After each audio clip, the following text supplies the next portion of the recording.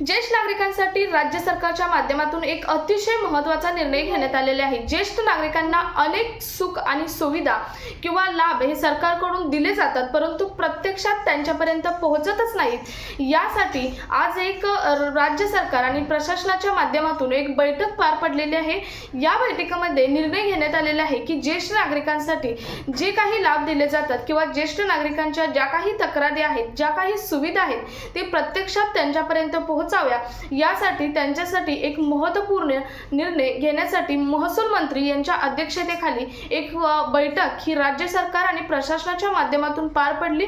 या बैठकीला जिल्हाधिकारी कार्यालयातील अधिकारी आणि उपजिल्हाधिकारी कार्यालयातील अधिकारी सुद्धा उपस्थित होते आणि यांच्या उपस्थितीमध्ये ही बैठक पार पडलेली आहे। या बैठकीत निर्णय घेण्यात आलेला आहे की ज्येष्ठ नागरिकांसाठी आता जिल्हाधिकारी कार्यालयाच्या अध्यक्षतेखाली एक स्वतंत्र